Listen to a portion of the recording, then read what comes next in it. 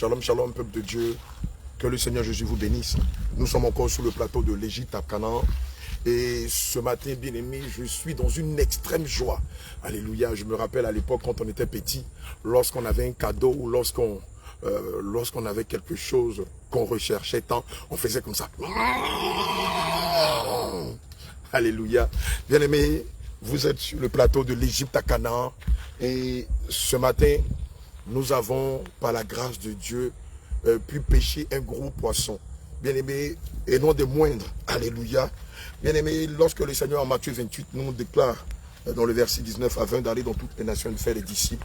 Bien aimé, c'est ce que nous sommes en train de vivre. Alléluia. Ce gros poisson, tout à l'heure, nous allons vous le présenter. J'ai eu tout à l'heure à présenter un préambule en nous disant que l'un des pires drogués de la ville de Guiglo a été délivré des mains du Saint-Esprit. Bien aimé, il est là, il vient à peine de prendre son baptême d'eau et son baptême du Saint-Esprit.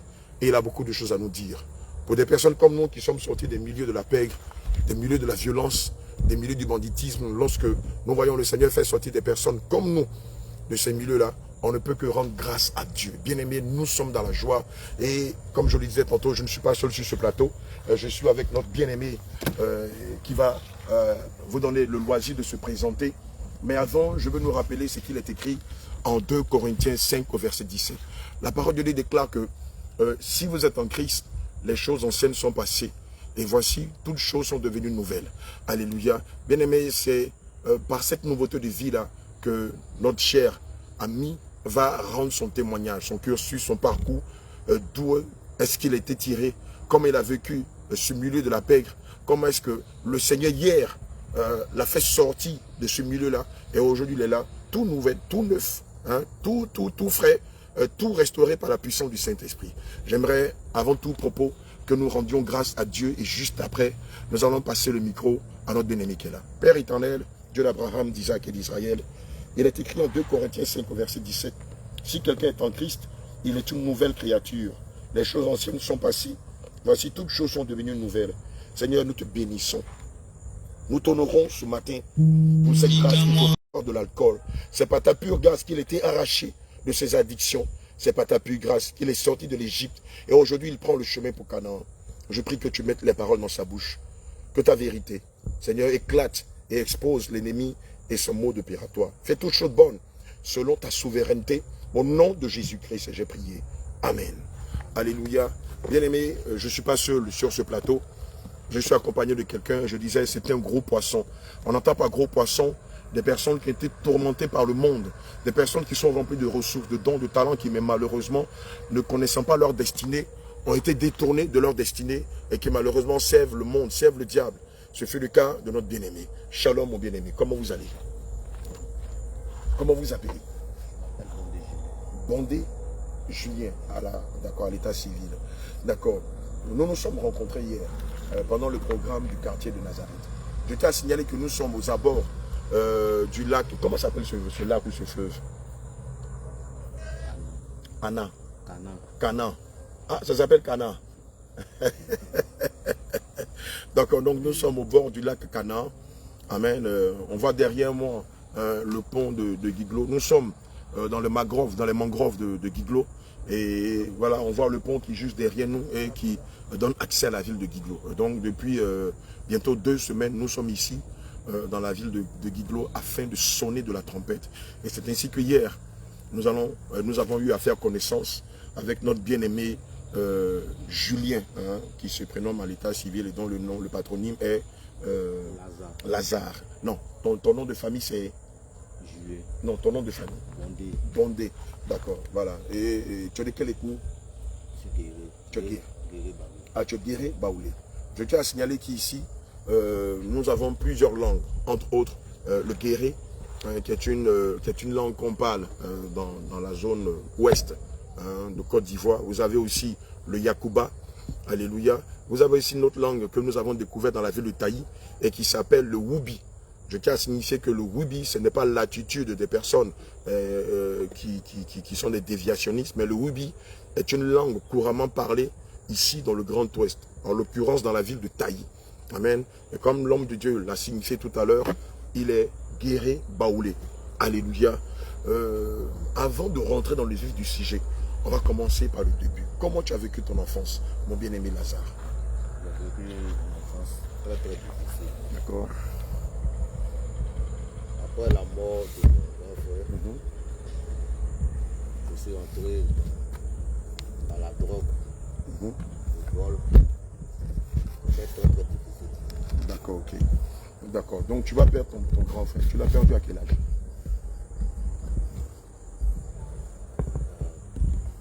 Je crois qu'il y a 32 ans. Tu avais 32 ans quand il est décédé. Ton grand frère, il est mort d'une maladie, d'une courte maladie, d'une longue maladie ou d'une autre situation?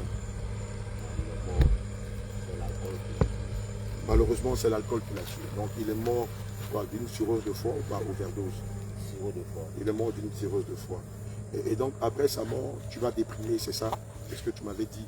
Et que de chercher le réconfort en Jésus, tu vas tendre la main à la rue. Et c'est là que tous tes problèmes vont commencer.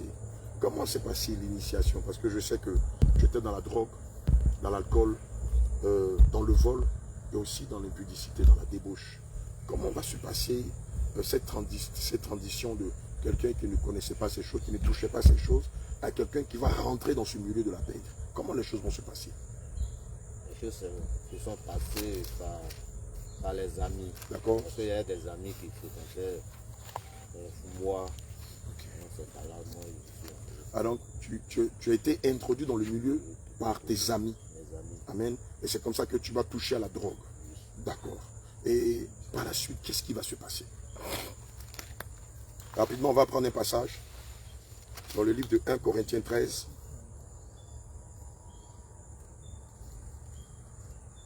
Amen. La Bible nous rappelle ceci, que les mauvaises compagnies corrompent les bonnes mœurs. C'est bien ça. Et malheureusement, en te mettant, en t'attachant à tes amis, en les suivant dans les fumoirs, tu vas tomber dans le piège de la drogue. Et ça faisait combien de temps que tu étais dans ce milieu? Combien d'années que tu étais dans ce milieu?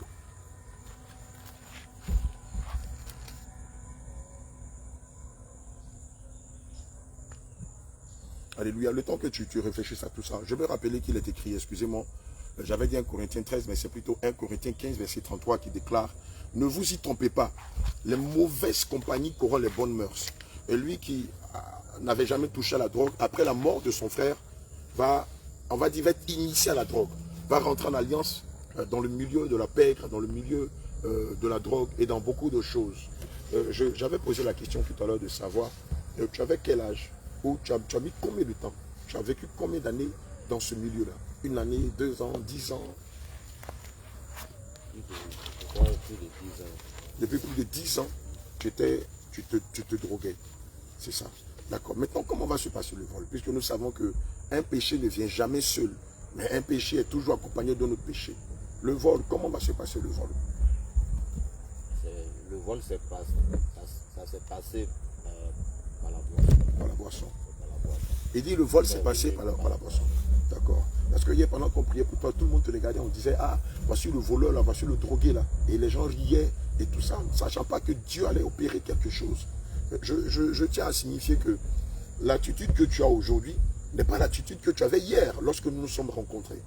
Alléluia. Bien aimé, lorsqu'on prend le livre de Marc 5, versets 1 à 9, la parole de Dieu nous révèle une histoire qui est vraiment extraordinaire, celle du fou de Gadara.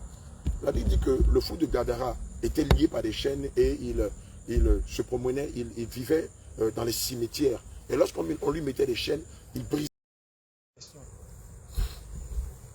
Alléluia. Je vais reprendre la question. Tu nous as dit que tu as fait la prison 2 fois. D'accord. Lorsque tu es sorti de prison, tu ne t'es pas remis en cause en te disant: bon, cette fois-ci, je sors de prison, je vais prendre de nouvelles décisions. Et quand tu es sorti de prison, comment tu as réagi? Qu'est-ce que tu as décidé de faire? Ou qu'est-ce que tu as fait? Tu nous disais que tu allais dans les églises. Qu'est-ce qui s'est passé? J'avais décidé même de changer. Et je suis allé dans les églises, mais je n'étais pas engagé. D'accord. Tu es allé dans les églises. Mais est-ce que dans ces églises-là, les pasteurs ont prié pour toi? Si, ils ont prié. Et qu'est-ce qui s'est passé? Ils ont prié pour moi. Mais l'esprit était toujours là. Il n'y avait pas ce qui s'est passé hier. Par exemple, la situation que tu as vécue hier jusqu'à aujourd'hui. Ou aujourd'hui, par exemple, il n'y avait pas ce sentiment-là. Non, il n'y avait pas ce sentiment. Malgré qu'il priait pour toi, tu m'as dit, quand il est sorti de prison, il a pris sur lui de changer de vie. Et donc, la décision qu'il va prendre, c'est d'aller à l'église. Et malheureusement, dans les églises où il partait, malgré que les pasteurs priaient pour lui, ça ne changeait pas. Il va même dire que les choses s'empiraient. Ça veut dire quoi? Ça veut dire que si tu fais... Non, c'est pas un fait. Alléluia. Et donc, tu nous disais que malgré que tu allais à l'église, malgré toutes les prières que les pasteurs faisaient, ça n'avait rien changé dans ta vie. Rien, ça n'avait rien changé. Rien. Rien. Donc, malgré ça, ta situation allait de mal en pire. De mal en pire. Wow. Et à un moment, tu t'es pas découragé pour dire cette affaire de Jésus là, tu ne crois plus à cela, toi, tu as des doutes et tout ça. Si, On peut envoyer une bouteille d'eau pour ici. Si je me suis découragé, je me suis découragé parce que quand je suis sorti de la prison, j'étais engagé réellement. Mais arrivé un moment, il y a eu le découragement et puis je me suis retiré de l'église. Je n'ai plus mis pied à l'église. Puisque tu n'avais pas de solution. L'église Pas de solution. ne peut pas t'apporter de solution. Bien aimé, je vais nous rappeler que la solution, ce n'est pas l'église. Quand je dis l'église, ceux qui sont dans la doctrine vont dire, homme de Dieu, fais attention. Quand je parle d'église, je parle de bâtiment. Je parle de communauté. Je parle d'obédience. Quand je parle d'église, je parle de groupe religieux. Naturellement, ces communautés-là ne peuvent sauver, ne peuvent délivrer, ne peuvent donner le salut. Celui qui a la capacité de délivrer, c'est le Seigneur Jésus-Christ. C'est lui qui pouvait dire dans le livre des Actes 2 au verset 21, car quiconque invoqua le Seigneur sera sauvé. Pasteur, ce n'est pas toi qui guéris, ce n'est pas toi qui délivre, ce n'est pas toi qui restaure les brebis du Seigneur, c'est le Seigneur Jésus. Et la condition sine qua non par laquelle Christ peut se manifester dans la vie de quelqu'un qui a des addictions à la drogue, à l'alcool, la condition sine qua non par laquelle Christ peut se manifester dans la vie de quelqu'un qui est dans la prostitution, dans la masturbation, bien aimé, c'est la sainte doctrine, c'est Jésus-Christ de Nazareth. Mais si vous laissez de côté Jésus et que vous annoncez un évangile terrestre, un évangile dans lequel il n'y a pas de puissance, un évangile, quoi qu'il n'y ait pas deux évangiles, bon, je sais de quoi je parle. Quand on parle d'évangile ici, nous faisons allusion à un évangile sur le mariage. Mais qu'est-ce qui s'est passé hier? On m'a dit aussi que tu es un grand voleur. D'accord, quelques détails. Tu nous as dit que c'est par l'alcool que tu rentres dans le vol. Est-ce que tu peux... Alléluia. Voilà, donc j'étais en train de demander tout à l'heure à notre bien-aimé Lazare, amen, comment est-ce que tu es tombé dans le vol? Tu peux nous réexpliquer s'il te plaît? Je suis tombé dans le vol. C'est juste les fréquentations, les amis, et puis l'alcool. Oui. Alléluia. Et donc quand tu finissais le bois, qu'est-ce qui se passait? Je finissais de boire. Quand mon argent finissait, je cherche à faire des petits Une occasion. boulots. Je n'arrive pas à mener. Je voulais pouvoir boire. D'accord, donc évidemment tu cherchais des boulots, mais quand tu n'en avais pas, tu volais. Tu nous as parlé de tes rêves hier, non pardon, ce matin, quand tu es sorti des eaux du matin. Est-ce que tu peux revenir? Parce que tu nous parlais de... Tu faisais beaucoup de cauchemars, tu n'arrivais pas à dormir. Est-ce que tu peux nous donner quelques détails de ces rêves, de toutes ces oppressions que tu vivais? Les rêves, les cauchemars que je faisais, c'est qu'on me poursuivait. Dans la nuit, on me poursuivait, il y avait les chiens, les bœufs. Mais depuis hier, là, je n'ai plus vu ça. Attends, on va garder le meilleur morceau pour la fin. Tu voyais des bœufs, des chiens qui te poursuivaient. Et ça t'arrivait souvent de voir ce genre de cauchemar. Ça t'arrivait souvent. Mais tu n'es jamais allé rencontrer un homme de Dieu pour lui expliquer ta situation, pour qu'ils interviennent en priant le Seigneur Jésus pour toi. Si. Et qu'est-ce qui s'est passé malgré que tu avais rencontré des hommes de Dieu? Quand je rencontre les hommes de Dieu, tout le monde, ça va. Au fur et à mesure, encore, ça devient. Ça revient. ça revient. D'accord. Et ces animaux-là, ils te poursuivaient, ils venaient te mordre, ils se battaient avec toi, tu te battais avec eux. Ils te poursuivaient. Des bœufs et des chiens. Ce matin, tu parlais de chiens noirs. C'est ça? D'accord. Et tu voyais ça souvent dans tes rêves.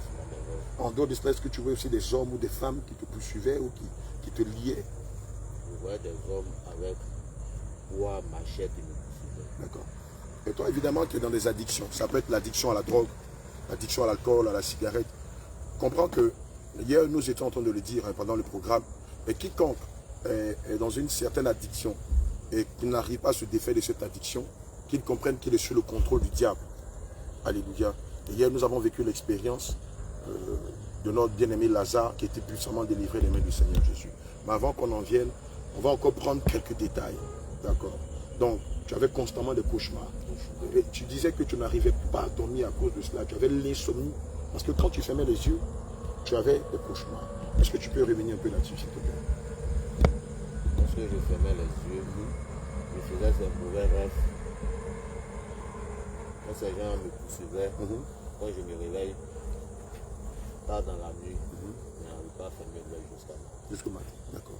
Tu m'as dit aussi que tu dormais souvent dans la rue. Pourquoi?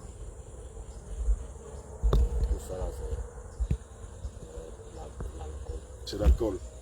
C'est ce qui faisait que tu te retrouvais dans la rue. Hier, quand on a commencé à prier pour toi, d'abord les gens ont commencé à rire. Parce qu'ils se sont dit, oh, lui on le connaît, Dieu ne fera jamais rien pour lui. Mais pourquoi est-ce que les gens ont un tel regard sur toi? Tu peux nous expliquer un peu? Pourquoi dans ton quartier les gens te regardaient de cette manière? Les gens me regardaient de cette manière, c'est parce que j'étais trop tôt dans l'alcool. Tu buvais beaucoup? Je buvais beaucoup. D'accord. Ça, c'est gens après, c'est dit ça. D'accord. Mais quand tu buvais, comment tu te comportais au quartier, devant les gens et tout ça? Quand je buvais l'alcool, je suis saoulé. Je ne pouvais pas marcher. Je dormais à terre. Waouh. Ces gens-là se moquaient. D'accord. Donc tu dormais dans les rues, à chaque fois que tu buvais, tu tombais dans les rues, dans les caniveaux, et les gens se moquaient de toi. D'accord. Donc tu es devenu comme là, on va dire, tu es devenu la risée du quartier de Nazareth à cause de cela. Et donc depuis des années, tu étais dans ces chaînes-là. L'alcool, la drogue, la cigarette et la prostitution. Et tu disais que tu as tout essayé, tu avais tout essayé, mais malgré tous tes efforts, rien n'a pu se produire. Bien aimé, ça ne nous rappelle pas Acte 2, verset 21, qui rappelle que quiconque invoquera le nom du Seigneur sera sauvé. Alléluia. Et donc, tout le monde dans le quartier te connaissait comme ça. Quand on parle de Julien, on parle d'alcool. Quand on parle de Julien, on parle de drogue. Quand on parle de Julien, on parle de vol. Donc, ça fait que dans le quartier, tout le monde t'avait déjà étiqueté. Je vous assure que hier, quand il est venu, pendant qu'il priait, tout le monde s'est écarté. Personne ne voulait avoir affaire à lui. Personne ne voulait le toucher parce qu'il a mauvaise presse dans son quartier. C'est le lieu pour moi, avant de conclure, d'inviter tous ces hommes et toutes ces femmes qui sont dans ces liens, qui sont dans ces addictions. On va parler d'addiction à l'alcool, lien à la drogue, addiction à la prostitution, addiction ou lien dans le vol. Bien aimé, ce sont des décrets qui ont été proclamés sur ta vie. Et hier, on a vu comment le monde de la sorcellerie déclare ces décrets sur la vie des enfants de Dieu. Bien aimé, tu l'as remarqué toi-même, hein, tes efforts jusqu'à présent n'ont pas pu prospérer. Une seule est capable de te faire prospérer. Son nom, c'est Jésus. Le livre de Philippiens, le livre de Colossiens 2, verset 14 à 15 déclare, il a effacé l'acte dont les ordonnances nous condamnaient et qui subsistait contre nous. Alléluia. Et au verset 15, la Bible déclare qu'il les a cloués en les livrant publiquement en spectacle. Et donc, il a triomphé de l'alcool. Le Seigneur Jésus a triomphé de la drogue. Le Seigneur Jésus a triomphé de la cigarette, de la prostitution, de l'impudicité. Le Seigneur Jésus a triomphé de toutes tes addictions. Mais la condition pour que le Seigneur Jésus triomphe de tes addictions, c'est croire en lui sincèrement. C'est venir à lui d'un cœur sincère. C'est vouloir passer de l'autre bord. C'est décider de passer à une autre étape. Le prendre par la main, lui donner sa main, pardon, et accepter de marcher dans cette voie. Alléluia. Maintenant, on va revenir à ce qui s'est passé hier, mon bien-aimé Lazare. Lazare, cela veut dire sorti d'entre les morts. Lazare, hier, qu'est-ce qui s'est passé?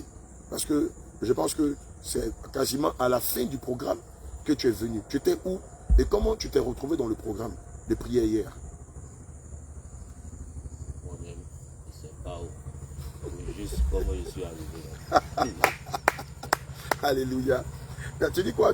Je n'ai pas bien compris. Je ne savais pas comment je suis arrivé au programme. Ah, tu ne sais même pas? Jusqu'au jour d'aujourd'hui, tu ne sais même pas comment tu es arrivé au programme. Hier, comme on le dit à l'Ivoirien, hier, tu t'es coupé. Coupé, chez nous les Ivoiriens, ça veut dire qu'il était ivre à l'excès. Alléluia. Et lorsqu'il venait, je ne sais pas, mais je ne sais pas qui dirigeait la prière, mais il répétait, mais difficilement. À la limite, il balbutiait et tout ça. Donc, tu ne sais même pas ce qui s'est passé. D'où tu étais et comment tu es arrivé au programme de prière. Tu sais que les hommes de Dieu avaient prié pour toi et que quelque chose s'était passé. C'est quand je me suis levé. Ah, c'est quand tu t'es levé. Qu'est-ce qui s'est passé? Est-ce qu'on peut avoir des détails? Hier, le Seigneur m'a délivré. Alléluia. Dans la prière, il m'a délivré. Amen. Quand l'homme de Dieu a prié pour moi, je suis tombé. Oui. Et je voyais les esprits, ceux qui me poursuivaient, oui. Je les voyais partir. C'était quel type d'esprit que tu voyais partir de toi? Les chiens qui me poursuivaient. Les chiens qui avaient l'habitude de te poursuivre? Les hommes qui me poursuivaient, moi, je les voyais partir. Wow. C'est comme ça qu'il était délivré. Au nom de Jésus. Amen. Moi, ce dont je me rappelle, c'est que lorsqu'il est arrivé, puisqu'il est arrivé en fin de programme, alléluia, puisqu'il est arrivé en fin de programme, ce dont je me rappelle, ce dont je me rappelle, alléluia, c'est que on le voyait balbutier des mots et puis en même temps, il donnait des points dans l'air. Et quand les hommes de Dieu l'ont approché, après une minute de prière, il est tombé et il a commencé à rouler sur lui, comme quelqu'un qu'on était en train de délier d'une corde ou d'un lien invisible. Il roulait sur lui, ce qui a fait qu'il était rempli de sable et de poussière. Et ça s'est passé 2 fois. Après, il est tombé sur le dos. Les hommes de Dieu l'ont fait réasseoir et ils ont encore prié pour lui. Il est tombé et il s'est mis à genoux. Et l'homme de Dieu a dit, je commande que maintenant, je prophétise sur ta vie qu'à partir de maintenant, que le Seigneur mette le dégoût de l'alcool, de la drogue, du vol et de la prostitution dans ton cœur. Et il a commandé que ton âme sorte de la prison de toutes ces addictions-là. 30 secondes après, on l'a vu se lever, regarder autour de lui et se nettoyer. Alléluia. Au jour d'aujourd'hui, ça fait moins de 24 heures que tu as reçu ta délivrance et que tu es passé par les eaux du baptême. Dieu nous avait signifié que naturellement, tous les matins, lorsque tu te réveillais, ton premier réflexe c'était de boire et ensuite d'aller prendre quelques blunts, quelques taffes de chanvre. C'est quoi tu fumais? C'était la chanvre et la drogue. Mais quel type de drogue? Les feuilles là, les feuilles vertes là. D'accord. C'est pas ce qu'on appelle le chanvre indien. C'est ça, c'est le chanvre. D'accord. Ok. Depuis ce matin que tu t'es réveillé, hier le Seigneur Jésus t'a visité puissamment. Ce matin tu es passé par les eaux du baptême. Depuis lors, puisqu'on nous a dit que ce matin, parmi tous ceux qui ont accepté de se faire baptiser, tu étais le premier à être là, à attendre que les hommes de Dieu viennent pour vous amener aux eaux du baptême. Ce matin, quand tu t'es réveillé, naturellement, quand tu te réveilles le matin, tu avais ce réflexe-là d'aller fumer ou d'aller boire. Est-ce que ça s'est passé de la même manière aujourd'hui? Non. Le désir de fumer la cigarette, disparu. Le désir de fumer de la drogue, disparu. Le désir de boire de l'alcool, Jésus. Ah, alléluia. Bien aimé, est-ce que tu entends ce que j'entends? Donc, cette addiction, ce désir les matins quand tu te réveillais, d'aller d'abord boire, d'aller d'abord fumer, tout a disparu. Jésus. Ça t'a pas étonné? Ça m'a étonné. Ça t'a étonné? Alléluia. Jusqu'à présent, ça t'étonne. Amen. Je vous explique les conditions dans lesquelles nous l'avons rencontré hier pendant le programme de prière. Il était ivre mort. Ivre mort. Et quand les hommes de Dieu ont fini de prier pour lui et qu'il est revenu à lui, je vous assure, c'est comme si on avait déchiré un voile. C'est comme s'il avait un voile, le voile de l'alcool, de la drogue, de la cigarette, de l'impudicité. Et c'est comme si les mains de l'Éternel avaient déchiré ce voile. Et ce visage que vous voyez ce matin, c'est ce visage qu'il avait. Le visage de la paix, le visage de la conversion, le visage du renouvellement, le visage de la résurrection. Frère, bien-aimé, on ne va pas souffrir de conjoncture en te parlant seulement de Jésus. Mais vous savez, quand on est sur le terrain, c'est là que nous voyons la puissance et l'amour de Jésus pour ses brebis perdues. C'est là que nous voyons combien de fois Dieu est capable de retirer le pire des alcooliques, le pire des drogués, le pire des prostituées de ces milieux-là. Moi, pour moi, je veux rapidement rendre un témoignage en m'appuyant sur le témoignage de notre bien-aimé Lazare. Ça fait 3 ou 4 fois qu'on a cette expérience-là. Il est venu ivre mort. Mais jusqu'à ce qu'on finisse de prier pour lui, je vous assure, tu étais toujours saoulé. Je vous assure, lorsqu'on a fini de prier pour lui, l'énivrance, dans l'état d'énivrance dans lequel il était, a complètement disparu. Je crois que hier tu avais bu. Tu étais drogué aussi. Non, tu n'étais pas drogué, mais tu étais ivre mort. Mais je vous assure, à la fin de la prière, lorsque les hommes de Dieu ont fini de prier pour lui, j'ai regardé le bien-aimé Lazare, hier, jusqu'à hier, c'était Julien. Je vous assure, il était totalement lucide. J'ai cité tout à l'heure le livre de Marc 5, verset 1 à 9. On peut même aller jusqu'au 12. La Bible dit que, après que le fou de Gadara ait reçu sa délivrance, il était assis dans son bon sens. Dans d'autres versions, la Bible dit qu'il avait retrouvé son bon sens. Hier, lorsque le Seigneur a délivré de l'alcool et de tous ses autres esprits, il avait toutes ses facultés. D'ailleurs même, lorsqu'on a lancé l'appel pour ceux qui voulaient aller de l'autre bord avec le Seigneur, c'est-à-dire ceux qui voulaient se faire baptiser, il était l'une des premières personnes à accepter de se faire baptiser. Tout le monde était choqué dans le quartier. Les gens n'en revenaient pas. Et je crois même que c'est à la suite de son désir de se faire baptiser que tous les autres jeunes qui se droguaient, qui étaient dans le vol, dans beaucoup de milieux, ont aussi, à ta suite, décidé de se faire baptiser. Alléluia. Les femmes, les mamans qui étaient là, étaient choquées par la décision de notre bien-aimé Julien. Alléluia. Et lorsqu'on a regardé, il avait son bon sens. Il était lucide.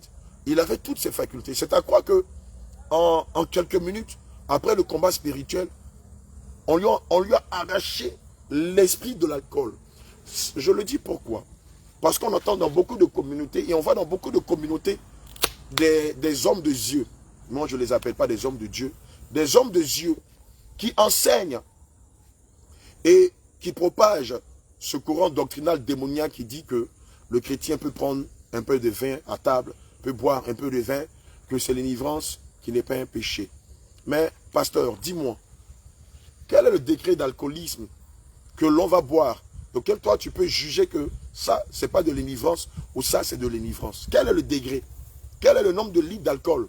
Parce que pour nous autres, nous par exemple, moi par exemple, dans ma famille, il y a le totem de l'alcool. C'est pourquoi ceux qui prennent de l'alcool, beaucoup sont morts. Beaucoup ont mal fini. Et ce n'est pas seulement dans ma région, mais c'est dans beaucoup de peuplades où l'alcool est formellement interdit parce que ça fait partie des totems. Et ce genre de personnes-là, il leur suffit d'un petit verre ou de quelques millilitres d'alcool pour qu'ils soient ivres. Et donc toi qui enseignes aux enfants de Dieu de pécher contre la parole de Dieu, est-ce que tu mesures les conséquences de tes propos? Hier, ivre à mort, lorsqu'il ressort de la machine du Saint-Esprit, il a tout son bon sens. Prenons le livre de Lévitique 10, versets 8 à 10. Regardez ce que la parole de Dieu déclare.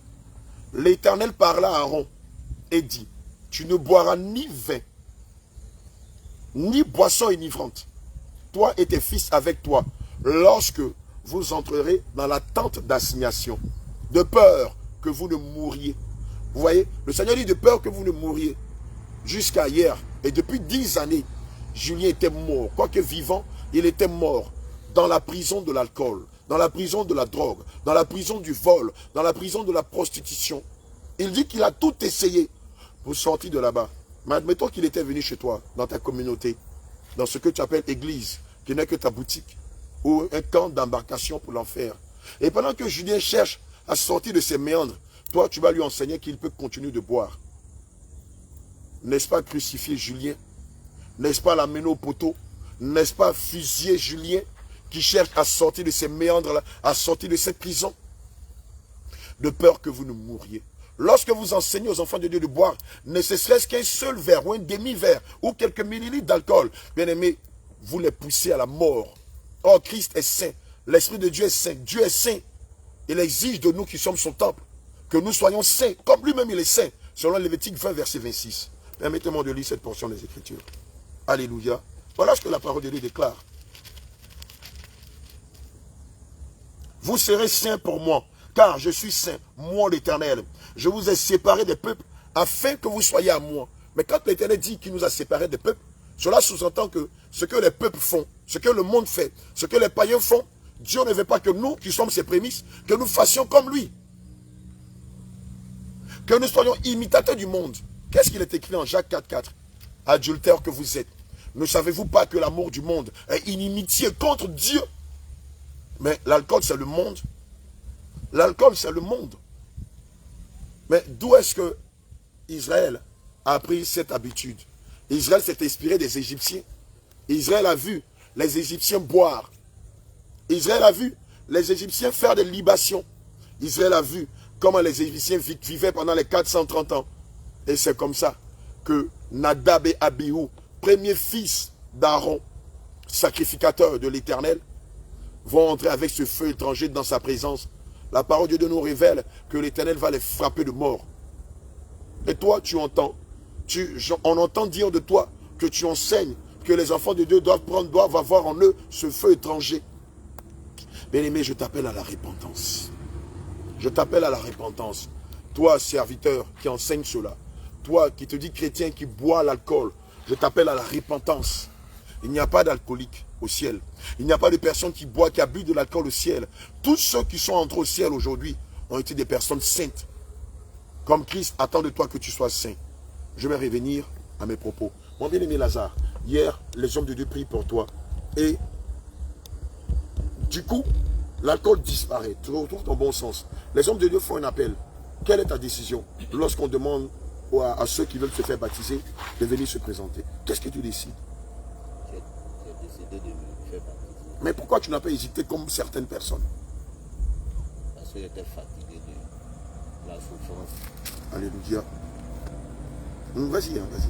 J'étais fatigué de la souffrance. Oui. Que j'avais vécu. Amen. Évidemment, comme tu étais fatigué, tu vas accepter. Amen. Je disais tantôt qu'il a été l'une des premières personnes à accepter de se faire baptiser. Alléluia. Amen. Et par la suite, d'autres sont venus. Amen. Voilà ce qu'il est écrit dans le livre de Matthieu 28. Alléluia. Excusez-moi. Matthieu 11 au verset 28. Regardez ce que la parole de Dieu déclare. Amen. Je vais déjà commencer par donner le ton. Il est écrit, venez à moi, vous qui êtes fatigués, chargés, et je vous donnerai du repos. Prenez mon joug sur vous et recevez mes instructions, car je suis doux et humble de cœur, et vous trouverez du repos pour vos âmes, car mon joug est doux et léger, et mon fardeau léger. Tu as dit que lorsque ce matin, les hommes de Dieu t'ont plongé dans les eaux du baptême, lorsque tu es ressorti, quels étaient les sentiments que tu avais en toi? J'avais une paix. Tu avais une paix? Oui. Et puis la joie. Et puis la joie. Donc, lorsque tu étais plongé dans les eaux du baptême, alléluia, tu as senti une grande paix, une grande joie. Pendant 10 années, est-ce que tu avais cette joie et cette paix en toi? Non. Non. Tu n'avais pas cette paix. Tu n'avais pas cette joie. Tu nous as dit quelque chose qui nous a fait tous sourire hier, ce matin. En dehors de la joie et de la paix que tu as ressenti lorsque les hommes de Dieu t'ont fait ressortir des eaux du baptême, il y a un sentiment, il y a une sensation que tu as vécue. Est-ce que tu peux nous relater cette sensation-là? Lorsque je suis sorti de l'eau, oui, j'ai senti une présence, une chaleur. Une chaleur. Alléluia. Bien-aimé, permettez-moi de sourire. Hébreux 12, verset 29 dit que notre Dieu est un feu dévorant. Naturellement, lorsqu'on sort des eaux du baptême, quoique l'eau est fraîche, mais on reçoit avec de la chaleur. Or, le matin, quand ils t'ont baptisé, l'eau était fraîche. Mais tu n'as plus senti le froid. Au début, quand tu as été invité, comment était l'eau? L'eau était glacée. L'eau était glacée. Et lorsque tu es ressorti? Alléluia. Amen. Bien-aimé, notre bien-aimé Lazare sort renouvelé de cette riche expérience. Et je veux rappeler que c'est Il fait partie des personnes pour lesquelles le Saint-Esprit nous a fait venir ici dans la ville de Guiglo. Est-ce que tu as un message à donner avant qu'on le termine à tous ces jeunes comme toi qui sont dans les chaînes de la drogue, de l'alcool, de la cigarette, du vol, de la prostitution? Est-ce que tu as un message? Tu vas regarder la caméra droit en face de toi et en tout cas laisse parler ton cœur. Parle-leur, dis-leur quelles sont les conséquences qu'il y a de demeurer dans ces choses et quels sont les avantages qu'il y a à réellement s'attacher au Seigneur Jésus. Le message que je peux donner à tous les jeunes, c'est de donner leur vie au Seigneur. Alléluia. Ne pas se livrer à l'alcool. Amen. L'alcool tue. La seule personne qui peut les sauver, qui peut garantir leur vie, c'est le Seigneur Jésus. Alléluia. On va s'attacher à Dieu. Et Dieu va les toucher. Au nom de Jésus. Dieu va les sauver. Alléluia. Lorsque tu es dans l'alcool, tu ne peux pas avancer. Ça c'est vrai. Tu ne peux pas avancer et le diable te dit ce qui est. Le diable te dit non, ce qui est dedans c'est bon. C'est pour t'envoyer en enfer. Donc, c'est ce message que je peux donner à tous les gens. Que le Seigneur te bénisse, mon bien-aimé Lazare. Alléluia. Je crois que ce sont les propos de notre bien-aimé Lazare qui a vécu une expérience malencontreuse à la perte de son grand frère. Pendant 10 années, il va se retrouver dans la prison de l'alcool, dans la prison de la drogue, dans la prison du vol et dans la prison de la prostitution. Grâce soit rendue au Seigneur Jésus-Christ qui, par sa puissance, a attiré Lazare au milieu de nous. À la fin, je dis bien, c'est à la fin du programme que Lazare est arrivé. Mais malgré qu'il est arrivé en dernière position, on va dire même qu'il a reçu beaucoup plus de grâce que plusieurs. Parce qu'il était disposé de cœur. Et parce que, comme il a dit lui-même selon Matthieu 11, verset 28, il était fatigué. Il était vraiment fatigué de cette vie. Et malgré toutes les décisions qu'il avait prises, rien n'y fit que nenni. Il a l'air de déboire en déboire. Sa situation allait de mal en pire. Mais hier, il va rencontrer l'homme de Galilée. Et l'homme de Galilée va décider que ce décret, ou ces décrets qui avaient été pris contre son âme, allait avoir leur cessation, allait prendre fin. Et hier, le décret de l'alcool a pris fin. Le décret de la drogue a pris fin. Hier, le décret de la cigarette a pris fin. Hier, le décret de la prostitution a pris fin. Et donc, c'est un Lazare renouvelé, restauré, rebonifié. Un Lazare révigoré qui aujourd'hui te parle. Il te parle du fond de son cœur. Ce n'est pas quelqu'un qui parle beaucoup, vous l'avez constaté. De nature, c'est quelqu'un de taciturne. Mais aujourd'hui, il a voulu quand même te raconter, te narrer son témoignage pour que demain, toi aussi, tu ne tombes pas dans le même piège. Mais toi qui malheureusement es tombé dans le même piège que lui hier, il y a encore de l'espérance. Bien aimé, il y a encore de la grâce, il y a encore de l'opportunité, il y a encore du salut pour toi. C'est seulement si tu es prêt à tendre la main au Seigneur Jésus. C'est seulement si tu es prêt à toucher le pan de sa robe. Jeune du monde entier, ce message, ce témoignage, il est pour toi. Si le Seigneur l'a fait pour Lazare, hier, qui était dans les chaînes de l'alcool, de la drogue pendant plus de 10 ans, s'il l'a fait pour Lazare, le Seigneur est capable de le faire pour toi. Bien-aimé, shalom, shalom, shalom. Nous étions sur le plateau de l'Égypte à Canaan. Assurément, nous aurons encore d'autres témoignages aussi édifiants que celui-là, qui pourront, ma foi, te permettre de comprendre comment le monde des ténèbres travaille et comment, toi, jeune, il te faut absolument avoir Jésus dans ta barque. Que le Seigneur nous bénisse. Allez, shalom.